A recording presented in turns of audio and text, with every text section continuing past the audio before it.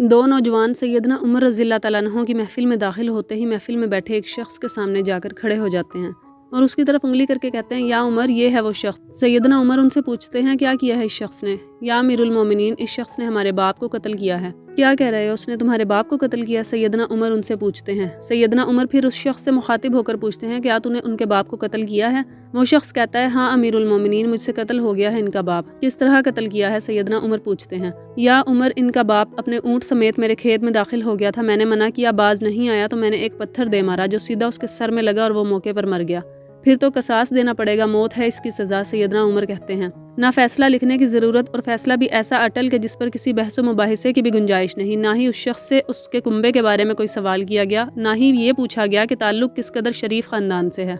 ना ही ये पूछने की ज़रूरत महसूस की गई है कि ताल्लुक़ किस मुअज़्ज़िज़ कबीले से तो नहीं, मुआशरे में क्या रुतबा या मुकाम है। इन सब बातों से भला सैयदना उमर को मतलब ही क्या है? क्योंकि मामला अल्लाह के दीन का हो तो उमर पर कोई भी असरअंदाज नहीं हो सकता, और ना ही कोई अल्लाह की शरीयत की तनफीज़ के मामले में उमर को रोक सकता है। हत्ता के सामने उमर का अपना बेटा ही क्यों ना कातिल की हैसियत से आ खड़ा हो, कसास तो उससे भी लिया जाएगा। वो शख्स कहता है, ए अमीरुल मोमिनीन, इसके नाम पर जिसके हुक्म से ये ज़मीन व आसमान कायम खड़े हैं, मुझे सहरा में वापस अपनी बीवी बच्चों के पास जाने दीजिए ताकि मैं उनको बता आऊँ कि मैं कत्ल कर दिया जाऊँगा। उनका अल्लाह और मेरे सिवा कोई आसरा नहीं है, मैं उसके बाद वापस आ जाऊँगा। सैयदना उमर कहते हैं, कौन तेरी ज़मानत देगा कि तू सहरा में जाकर वापस भी आ जाएगा? मजमे पर एक खामोशी छा जाती है। कोई भी तो ऐसा नहीं है जो उसका नाम तक भी जानता हो। उसके कबीले, खैमे या घर वगैरह के बारे में जानने का मामला तो बाद की बात है। कौन ज़मानत दे इसकी? क्या ये 10 दिरहम के उधार या ज़मीन के टुकड़े या किसी ऊँट के सौदे की ज़मानत का मामला है? इधर तो एक गर्दन की ज़मानत देने की बात है जिसे तलवार से उड़ा दिया जाना है। और कोई ऐसा भी तो नहीं जो अल्लाह की शरीयत की तनफीज़ के मामले में उमर पर एतराज़ करे या फिर उस शख्स की सिफारिश के लिए ही खड़ा हो जाए, और कोई हो भी नहीं सकता जो सिफारिशी बनने की सोच सके। महफिल में मौजूद सहाबा पर एक खामोशी सी छा गई है। इस सूरत हाल से खुद हज़रत उमर भी मुतासिर हैं, क्योंकि उस शख्स की हालत ने सबको ही हैरत में डाल कर रख दिया है। क्या उस शख्स को वाकई कसास के तौर पर कत्ल कर दिया जाए, या उसके बच्चों को भूखा मरने के लिए छोड़ दिए जाएं, या फिर उसको बगैर ज़मानती के वापस जाने दिया जाए? वापस ना आया तो मकतूल का खून रायगां जाएगा। खुद सैयदना उमर सर झुकाए अफसुर्दा बैठे हैं। उस सूरत हाल पर सर उठाकर इल्तिजा भरी नज़रों से नौजवानों की तरफ देखते हैं। माफ़ कर दो इस शख्स को। नहीं अमीरुल मोमिनीन, जो हमारे बाप को कत्ल करे उसको छोड़ दें, यह तो हो ही नहीं सकता। नौजवान अपना आखिरी फैसला बगैर किसी झिझक के सुना देते हैं। हज़रत उमर एक बार फिर मजमे की तरफ देखकर बुलंद आवाज़ से पूछते हैं, ए लोगों, है कोई तुम में जो इस शख्स की ज़मानत दे? हज़रत अबूज़र गफ़ारी अपने ज़हदो सिद्क़ से भरपूर बुढ़ापे के साथ खड़े होकर कहते हैं, मैं ज़मानत देता हूँ इस शख्स की। सैयदना उमर कहते हैं, अबूज़र, इसने कत्ल किया है, चाहे कत्ल ही क्यों ना किया हो। अबूज़र अपना अटल फैसला सुनाते हैं। उमर, जानते हो इसे? अबूज़र, नहीं जानता इसे। उमर, तो फिर किस तरह ज़मानत दे रहे हो? अबूज़र, मैंने इसके चेहरे पर मोमिनों की सिफ़ात देखी हैं और मुझे ऐसा लगता है कि ये शख्स झूठ नहीं बोल रहा है। इंशाअल्लाह ये लौट कर वापस आ जाएगा। उमर, अबूज़र, देख लो, अगर ये 3 दिन में लौट कर ना आया तो मुझे तुम्हारी जुदाई का सदमा देखना पड़ेगा।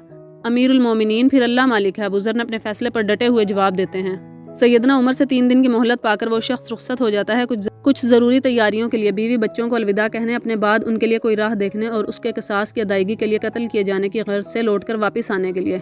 और फिर 3 रातों के बाद उमर भला कैसे इस अमर को भुला पाते? उन्होंने तो एक एक लम्हा गिनकर काटा था। असर के वक्त शहर में अस्सलातु जामिया की मुनादी फिर जाती है। नौजवान अपने बाप का कसास लेने के लिए बेचैन, और लोगों का मजमा अल्लाह की शरीयत की तनफीज़ देखने के लिए जमा हो चुका है।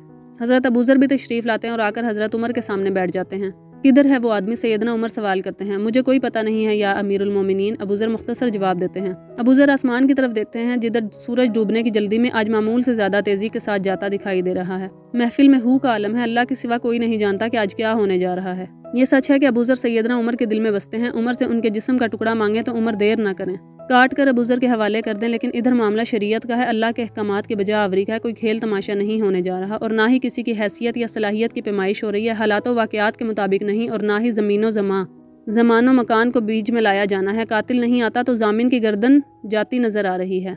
मगरिब से चंद लहज़ात पहले वो शख्स आ जाता है। बेसाख्ता हज़रत उमर के मुँह से अल्लाहु अकबर की सदा निकलती है। साथ ही मजमा भी अल्लाहु अकबर का एक भरपूर नारा लगाता है। हज़रत उमर उस शख्स से मुखातिब होकर कहते हैं, ऐ शख्स, अगर तू लौट कर ना भी आता तो हमने तेरा क्या कर लेना था? ना ही तो कोई तेरा घर जानता है और ना ही कोई तेरा पता जानता है।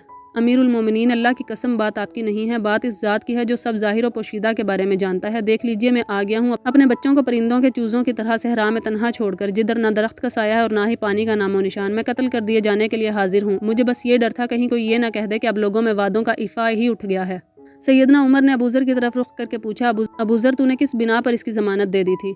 अबूज़र ने कहा, ए उमर, मुझे इस बात का डर था कहीं कोई ये ना कह दे कि अब लोगों से खैर ही उठा ली गई है। सैयदना उमर ने एक लम्हे के लिए तौक़ुफ़ किया, اور پھر ان دونوں نوجوانوں سے پوچھا کہ کیا کہتے ہو اب؟